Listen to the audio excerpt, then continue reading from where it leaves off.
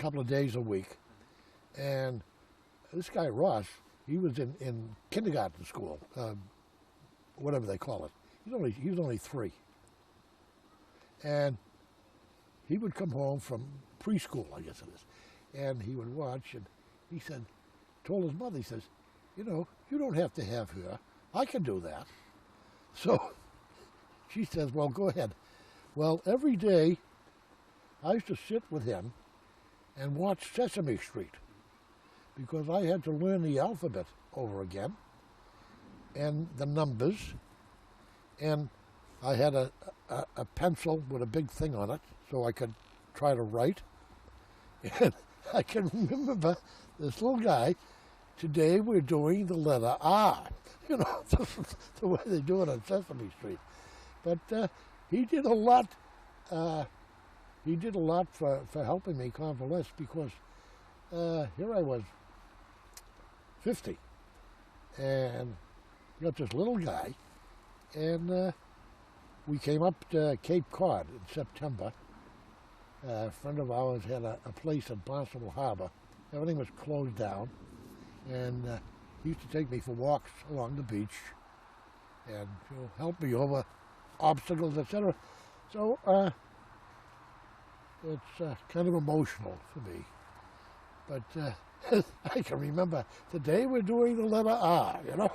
And the thing that impressed me was what these people in Sesame Street were teaching these children. And, you know, nobody even knows it, that these kids are learning the alphabet, they're learning their numbers, and he learned to read. He could read when he was 4. But anyway, like I say, the doctor said, get out of town. We put the house up for sale, sold it quite easily, and we packed all our stuff on the boat, got extra alternator, extra fuel pump, and extra carburetor, and, you know, a lot of food and stuff, and just took off, and we were heading to Florida and see what happened. And also to see, we had been out for like weeks, away for a week on the boat, you know, for cruise, but just to see how we could get along with each other for an extended period of time. Well, it took us from Chesapeake Bay, it took us about 8 weeks to get to the border of Florida. And he turned 5 while we were on board because we were in Edisto Island in Georgia. We had gone off the intercoastal out to this little island. And that's where he had his 5th birthday, at this place where there wasn't another soul around, you know, except fishing boats. And on the way down, he would get curious, you know, what are you doing? And we started him in with the 360 degrees of the circle and how you did this with the plotter and so forth, to plot your course where you're going. And he had a lot of geometry knowledge by the time he was 5. But pretty bright kid anyway. I have 3 sons. One's got a master's in engineering and business administration, and has his own business, naval architectural business.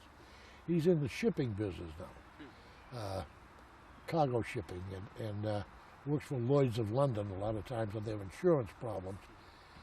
That's the oldest one from Michigan, University of Michigan, and Berkeley, got his master's at Berkeley. And the middle son graduated from, well, Northeastern, and he went to Georgetown, living down in Florida with me, in Washington. And then he got married there and moved out to California, and went to UC Santa Barbara, and then moved up to San Francisco and went to San Francisco Law School. And he's now an attorney out there, a hired gun from San Francisco, personal injury, makes a lot of money. And Roscoe, my youngest, is about 25 years, I guess, between them. He's graduated from Boston University and works here in the Boston area for Teledyne.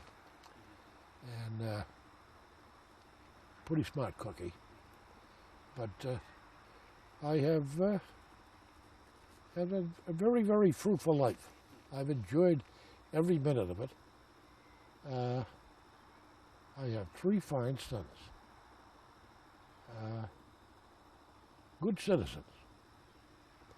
Honest. And they don't cheat. And they don't lie. And I guess that's my creed. Now, my middle son, Kevin, has 4 children. So I have 4 grandchildren. There's Shana. No, first off is Sarah. Sarah's the oldest. But her name is Anoush. Her mother is Lebanese, I think.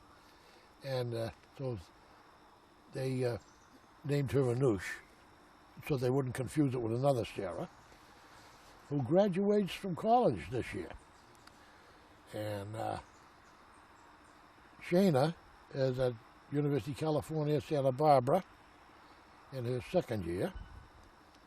And she has been taught by school by her mother to take up Irish step dancing, and is very, very well skilled in it and performs professionally.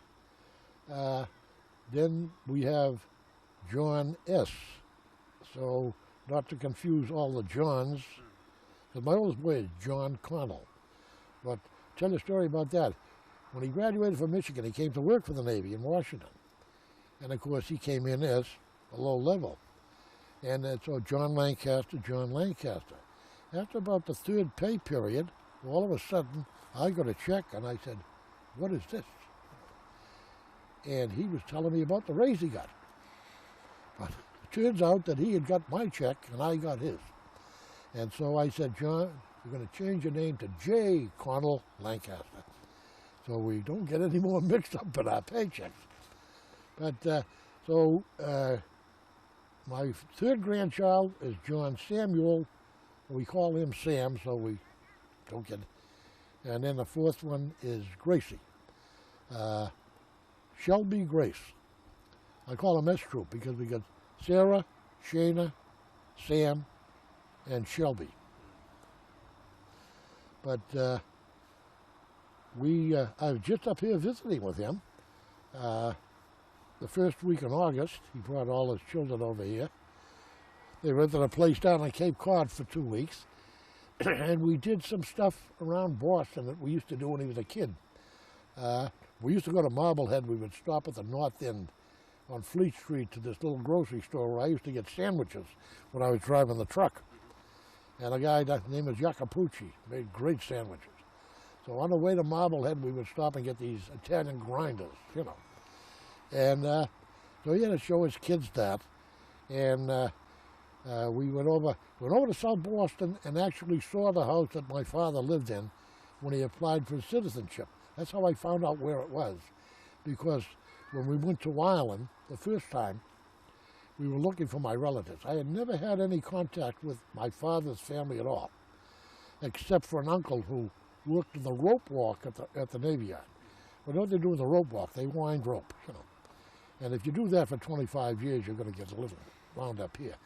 So the guy was a little bit, not a nutcase, but he was a little bit strange. And whenever you went over there, you know, I remember my mother taking us over there on the subway, on the streetcars, whatever, for a nickel. And it would be on Sunday, you know. And at that time, there was a radical priest in Detroit by the name of Father Kaufman. And my Uncle Jim thought that Father Kaufman was sitting at the right hand of God. So he was in the room with the radio on, the door locked. So I never really saw the guy. So anyway, I had been to Europe so many times, and I had never been to Ireland. So 1986, I think it was 86, yeah. Ross was 12 years old. 74, yeah, 86. Joanne said, "Why don't we take a trip to Ireland and see if we can find out about, you know, your father's people?" So we did a lot of research here. That's when I got a copy of his citizenship papers. Found out where he was living in South Boston, which I assume I had to have been born there, you know.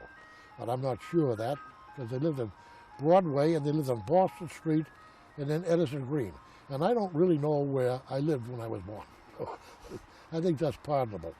But anyway, we found enough information. I knew where my mother had lived in Ireland. And so Ross and Joanne and myself took a trip to Ireland. And we spent about 2 weeks driving around in the county of Wexford, trying to find something about Lancasters. And, you know, it's kind of an English name. It dates back to the War of the Roses, when they formed the Anglican Church, and the Lancaster family actually fought each other. And the Catholics lost, and they were banished back to Normandy. And I guess 2 brothers left Normandy and moved to Ireland in about the 1400s. And that's what started the branch of the Lancaster family in Ireland. But I never knew anything about that until such time as we went to Dublin, and we went to the Hall of Records. And we knew that my father and his brother had come on the same ship. So we had to search through, and you know, in those days, people used to lie about their age because you had to be 18 to get into the country. So they would fabricate a little bit, you know. But, so we had to search the records from about 1885 to 1900, really to find, and we had to find a John and a James Lancaster who had the same parents. And of course, there were quite a few because the family had grown since the 1400s. And finally, we found 2 anyway, and we had met a guy up in a town by the name of Carno. His name was Jack Lancaster. And we said, you know, we had all the names of these people. We got out of phone books and everything else, and we visited cemeteries and took photographs and tried to piece together the history of families. And it was an interesting thing. All 3 of us kind of got caught up in it. But this guy got a real quick mind, and he could take and start putting dates together and families together and start making some of the branches of the tree. And he turned 13 while we were there.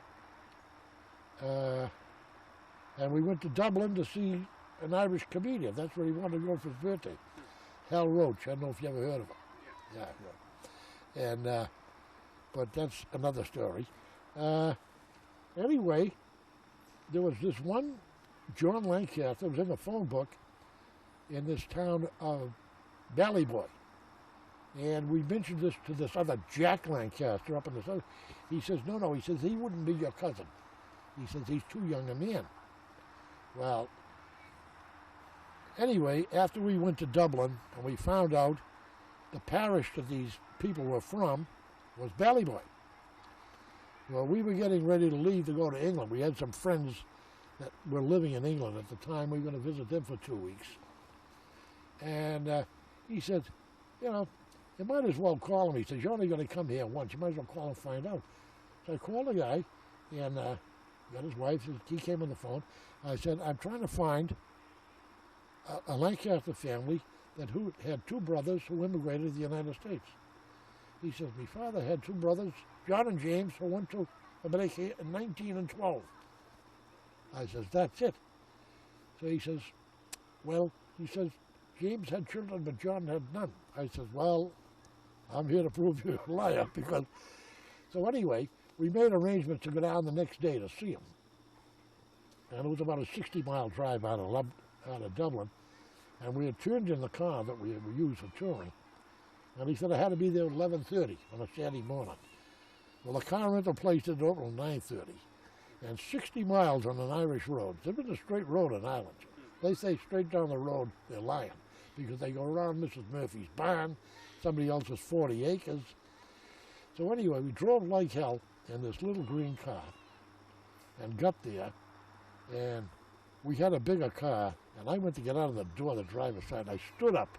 And of course, I caught the roof, you know, split my head, and this woman comes to the door, and a couple little kids, little red-headed kids running around the corner, and we chatted her up anyway, and in our search, we had gone through this town of Ballad. And when we left, because he was a big kid, he was almost 6 feet when he was 12, and knew everything, And because you go to international airports, etc., there's a lot of crazies around. So my son that lives in Mississippi, he belongs to the yacht club down there. He says, get us 3 yacht club jackets, white light jackets, with the emblems on them. I said, so that way we can spot each other in the airport. If he's going to the bathroom and she's going over here, so you can spot each other. So we had the jackets on. We were driving around Ireland, and we had a blue car. Well, we were trying to get this town of Ballyconny because there was a graveyard there we wanted to look at, And so we said, well, how do you get to Ballyconny? And he said, well, it's straight down the road now. And this Jack Lancaster, this other woman had told us about a Lancaster boy who was being buried in Ballyboy and got caught in a shredder, 35 years old. And she said, her husband told us, because his wife, Mary, who turned out to be a cousin of mine, she was at the wake, at the funeral. So she wasn't there, and he invited us in for have a pint. And of course, we're driving the car, and it's crazy over there anyway. So we said no. So anyway, we're trying to find this Ballyconny, and we keep going by this. We go by this Rebel pub on this side, and then we come into where the church is, and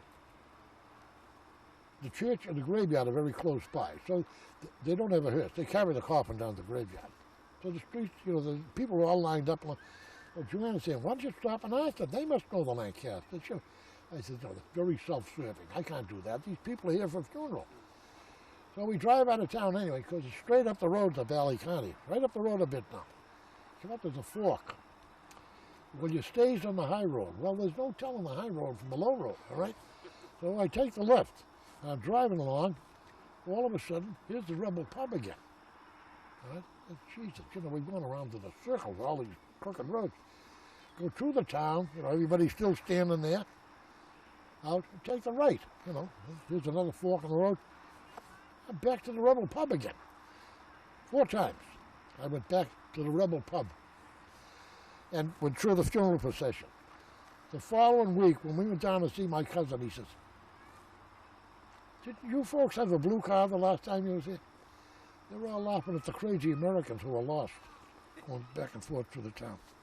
We would buy this guy's house 4 times and never knew it. But it was strange. If you've heard Al Roach, we finally got out of the town somewhere, and I was on a little narrow road. I couldn't even turn the car around. It was a small car, too. There's a man on a bicycle.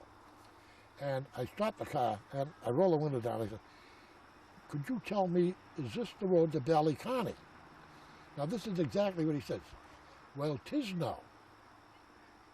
But you're going the wrong way. If 'twas me, I wouldn't start from here at all. Well, having heard the Hal Roach tapes, the 2 of them in the car roaring, laughing. This guy looks, he says, these people are crazy. They're Americans, they're nuts.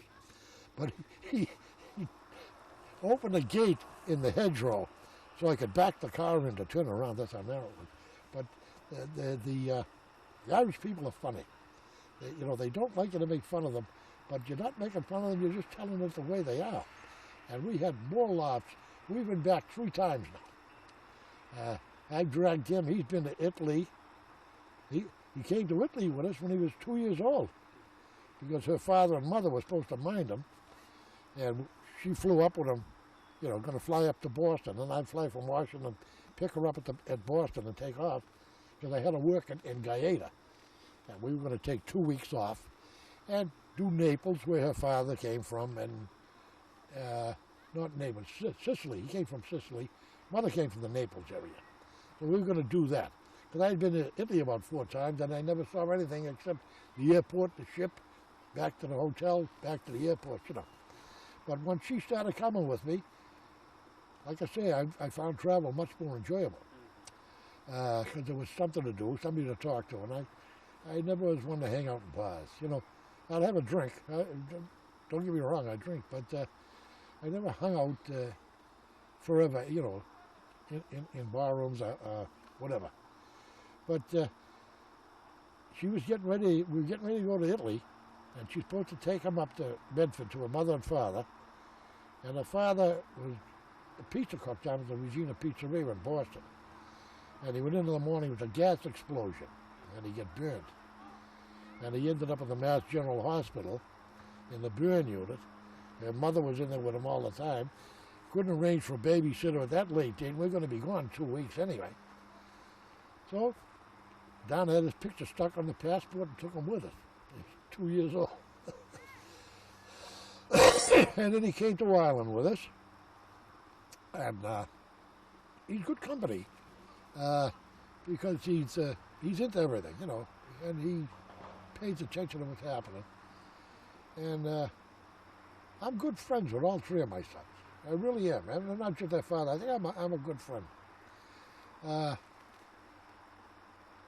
The second time we went to Italy, to Ireland. And when I came back, and I told the other two oldest boys about it, you know. And I had found the place where my mother's house used to be. And of course, when my father brought the family to this country, they took and knocked the stones down and put a cow in there, you know. But the house my father was born in was still standing. And we had pictures of that. But then when we went back, I think it was 2 years later, the oldest boys, you know, the lawyer has to arrange things for when he's not in court, you know, he doesn't have a case. So he took the 4 children, and my oldest son and his wife came, and I went by myself. Joanna Ross didn't come with me. And we went to the family homestead and had a big reunion, and I had 21 first cousins there. There were about 200 people for my immediate family, but I'd say first cousins, 21. But we found out that the difference was the Irish Catholic ethic is if you can't support a wife, you can't get married. And if your father owns the farm, you're just a laborer on it. And when he dies, it goes to the oldest male child. If there isn't a male child, it goes to the oldest female child. And even if your older brother inherits the farm and you're working there, you're still nothing. Because I met Lancasters over there in search of my cousins who were 51 years old and just got married. And his name is Patty Lancaster. I said, Patty, how come you waited? He said, I waited till my father and mother died. You know, but that was the old way. Now, as a result of that, there's a generation missed. When the people came here and they were 18 years old, they got a job, they could support a wife, they got married at 20, 25 and had children. So that my cousin, John, who was the youngest in his family, is almost the same age as my oldest son.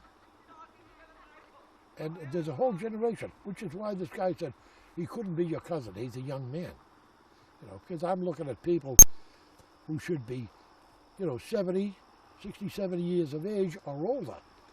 And of course there were some, but like I say, this was the youngest son of the youngest son. My father's youngest brother, who was about 10 years old when my father left.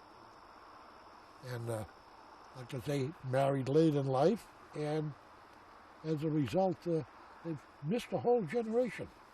But that has all changed pretty much over there now. So can we stop for a moment here? Sure.